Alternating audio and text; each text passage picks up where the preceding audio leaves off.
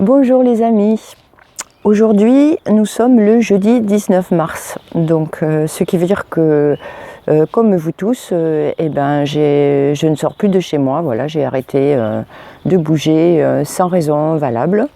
Donc j'ai quelques provisions, j'ai pas non plus amoncelé des montagnes de nourriture, mais j'ai de quoi tenir quelques jours pour l'instant. Donc voilà, la privation pour certains est plus dure que pour d'autres. J'ai la chance d'avoir un petit espace de nature autour de chez moi, de ma maison. Donc comme je suis moi aussi privée finalement de certaines choses qui me sont essentielles, à savoir partir dans la nature, aller visiter mes coins de cueillette et surtout pouvoir le faire en compagnie, c'est-à-dire avec tous mes groupes habituels d'amateurs, de découvertes et amateurs de cueillette qui voudraient enrichir encore un peu leur savoir.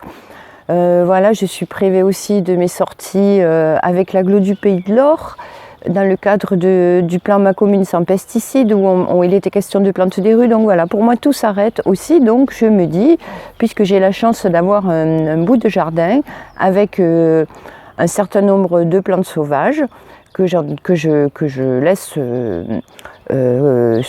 laisse multiplier, on va peut-être faire ensemble un petit tour. On va parler de certaines espèces qui sont communes dans des tas de jardins.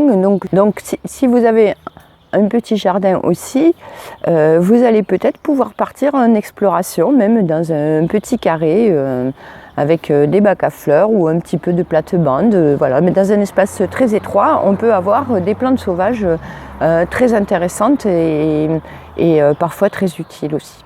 Donc voilà, allez, on est parti, on va faire un tour dans le jardin. Nous allons commencer avec l'emblématique pissenlit. C'est un mot, un nom que tout le monde connaît, le pissenlit. Alors comment on le distingue des autres plantes qui vont fleurir comme ça dans la famille des composés, qui vont fleurir en jaune? Le pissenlit, c'est le plus gros de tous, et donc il a une fleur unique sur une tige assez grosse.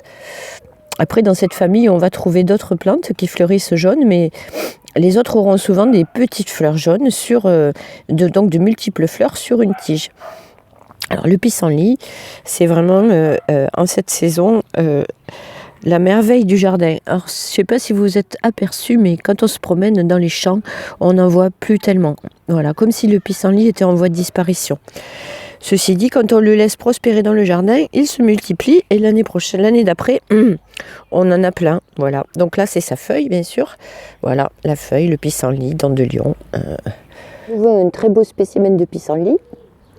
Là, on constate encore mieux que tout à l'heure la présence d'une fleur unique sur une tige assez épaisse. Donc, comme je vous le disais, la famille des composés qui va fleurir en jaune juste à côté. Hop, je glisse un peu. Et voilà. Donc là, voilà une herbe rousse. Donc une fleur jaune, totalement surexposée. Voilà, une fleur jaune. Et donc à côté, on voit la présence d'un bouton. Donc on va avoir une autre fleur. L'herbe rousse, c'est la famille des crépisses. C'est une espèce très commune. C'est la fleur jaune qu'on va trouver cette saison dans nos vignes du sud de la France. Voilà, avec l'autre plante qui pousse aussi dans les vignes, la fausse roquette. Là, en l'occurrence, dans mon jardin, j'en ai pas. Comme quoi, même des espèces très communes vont pas forcément se trouver dans nos jardinets. Bon, j'ai glissé de quelques centimètres là, et là, je me retrouve avec une plante comestible, toujours, donc comme les deux précédentes. Une plante qui est déjà beaucoup plus grande. Donc là, on n'est plus dans une rosette plaquée au sol, on est dans une plante qui va monter un petit peu. Donc voilà le pin blanc, qui est en fait une passerage. On lui attribuait le pouvoir de guérir la rage il y a très longtemps. En fait, il s'avère que c'était certainement pas du tout efficace, mais bon, voilà, son nom de passerage. Donc le pin blanc, là, on est dans la famille des brassicacées, c'est-à-dire qu'on va avoir des salades sauvages, donc on va manger en salade, des salades sauvages avec un goût déjà beaucoup plus fort, beaucoup plus prononcé que les composés. Donc la famille des brassicacées, ce sont des plantes qui ont des goûts un peu piquants, des goûts un peu comme le radis ou la moutarde. Et en fait, voilà un spécimen où on commence à apercevoir un petit chou, voilà, donc sur l'extrémité là. Donc quand on va manger une plante qui a déjà quand même une certaine hauteur, on va prélever l'extrémité, voilà, avec quelques jeunes feuilles, voilà. Et donc ce petit chou, donc certaines personnes l'appellent aussi le brocoli sauvage. Voilà, donc la présence de ce petit chou atteste bien de la...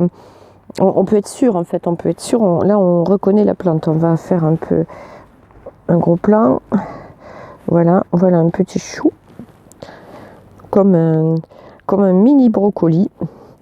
Donc, c'est super bon. On va décrocher les feuilles là. Voilà.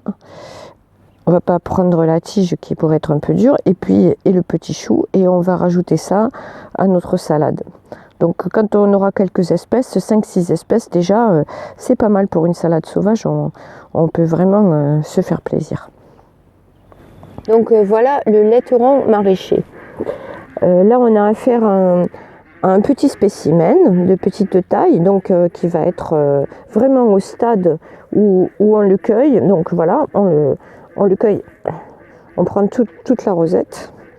Voilà, un petit laiteron, un jeune laiteron.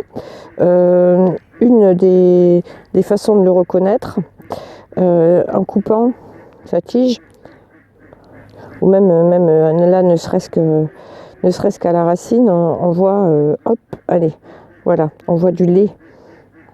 En fait, cette année, la nature est partie avec beaucoup d'avance. On est le 19 mars, et en fait... on a une température de mois d'avril, hein. Donc la nature, ça y est, elle est partie là. Donc voilà, par exemple, juste tout à côté du petit laiteron que je viens de vous montrer, on a un laiteron déjà immense. Donc ça, c'est exactement la même plante que la toute petite plante qu'on vient de voir. Alors celle-ci va fleurir aussi, elle va fleurir jaune. Donc là, on voit c'est les boutons du laiteron qui vont pas tarder. Et je ne sais pas si on entend sur la vidéo, mais je pense que oui. En fait, mes canards adorent le laiteron. Donc on va aller leur rendre visite. Je vais cueillir cette grosse plante de laiteron là. Et comme j'y suis pas encore allée aujourd'hui, là ils m'attendent, ils m'ont repéré. Donc on va aller donner ça aux canards.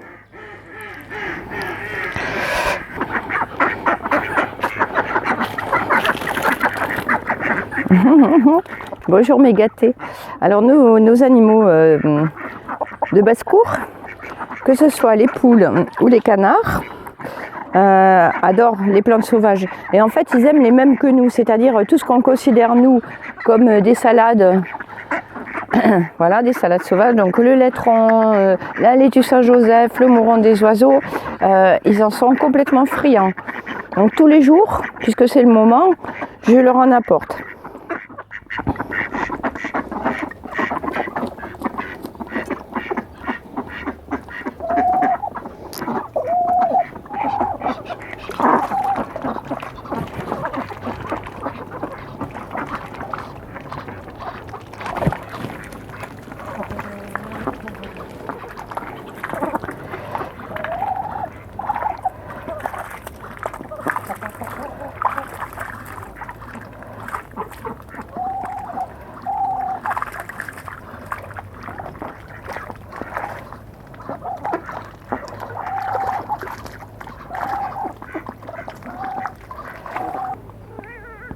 Alors voilà encore une plante qui fait partie de la flore spontanée. C'est une habitante des lieux de longue date. Quand on n'en a pas dans son jardin, on peut ramener des graines. Et elle va se semer, elle va proliférer si on la laisse aller à terme et fabriquer des graines pour l'année d'après. Donc je vous donne en mille, qu'est-ce que c'est? Eh bien voilà, je vous présente un coquelicot. Donc ce que je disais un peu plus tôt, c'est-à-dire que nous sommes le 19 mars et voilà, le coquelicot a déjà une taille très appréciable et on voit la formation des premiers boutons. Oh, si j'arrivais à faire un peu de netteté là, ça serait pas mal. Voilà, voilà les boutons de coquelicot en train de se former. Donc ça veut dire que dans quelques jours là, allez, maximum une semaine, j'ai des fleurs. Yes. Ah oui, et donc j'ai oublié de vous dire que le coquelicot est une des salades sauvages, donc on peut la manger en salade. Là, en l'occurrence, maintenant, elle est un peu grande, hein, mais on peut manger la jeune rosette. Hein. Donc le coquelicot, on va voir, voilà un exemple de découpe. C'est une feuille assez découpée et assez poilue, en fait. Donc à ce stade-là, un spécimen comme ça ne va pas être possible de le manger cru, ça va être trop râpeux.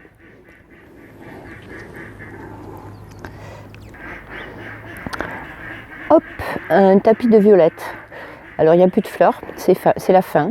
Elles ont fleuri très tôt cette année et elles ont fleuri plus d'un mois et demi. Hein. Donc dans cette partie du jardin, en fait, pour pas que ça me déborde, pour pas que ça me dépasse, je passe la tondeuse.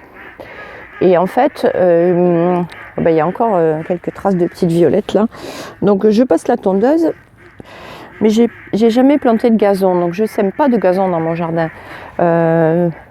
Après, c'est vrai que l'été, c'est un peu sec. Il n'y a pas de gazon, donc il n'y a pas d'arrosage non plus, ce qui fait que j'ai la terre un peu nue, mais après, qu'est-ce que ça peut faire, hein, voilà, on n'est pas obligé d'avoir de l'herbe tout le temps. Et donc, l'intérêt de laisser proliférer les plantes sauvages, déjà, c'est que déjà on peut s'extasier. Et là, voilà, par exemple, sur la beauté d'une oseille, d'une patience, un rumex. Donc celle-ci est de taille moyenne, hein, mais on peut obtenir des très gros spécimens. Donc voilà, moi je laisse pousser. Alors c'est vrai que passer la tondeuse, c'est aussi parfois priver les abeilles de nourriture parce que toutes les fleurs sauvages, donc là voilà une fleur d'herbe rousse et juste à côté une fleur de fumeterre, donc le fumeterre officinal qui n'est pas du tout une plante comestible, mais lui c'est pareil, si on le laisse proliférer, il se répand et donc c'est vraiment très gracieux, c'est joli dans le jardin, les tapis de fumeterre, hein. Même si on ne l'utilise pas, hein, c'est pas un problème. Hein, on peut laisser des plantes sauvages sans forcément se soigner avec. Surtout quand on ne sait pas, quand on n'est pas spécialiste, ce qui est mon cas. Donc voilà, du fumeterre, très joli, très gracieux. Donc des tas d'insectes vont venir se nourrir grâce à ces fleurs de printemps. Donc quand il m'arrive de passer la tondeuse, en fait, je ne fais pas un passage systématique. Je peux enlever parfois des surfaces de graminées, on va dire, parce que si ça, voilà, des graminées, si je laisse pousser trop, au bout d'un moment, je m'étouffe, j'ai du mal à contrôler. Mais je ne fais pas de tondeuse systématique. Ici, j'ai passé la tondeuse.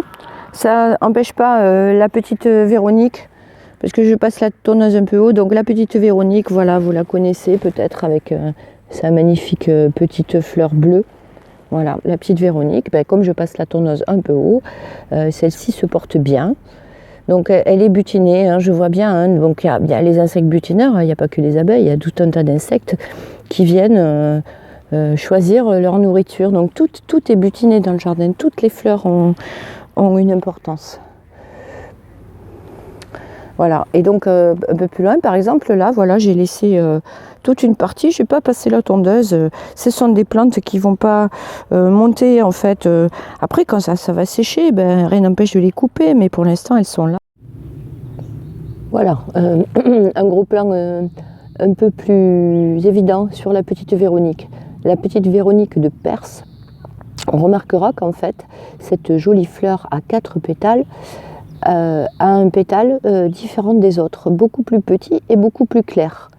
Voilà, donc c'est pas du tout le myosotis. C'est vrai que quand on ne sait pas, on peut confondre. Ici, on a une espèce de petit myosotis sauvage minuscule, magnifique. Mais si on voit un myosotis un jour, on se rendra compte que c'est pas du tout la même plante. Bon, je pense que je vais m'arrêter là pour aujourd'hui. Déjà, il va falloir faire le montage de cette vidéo. Je pense aussi que j'ai de quoi...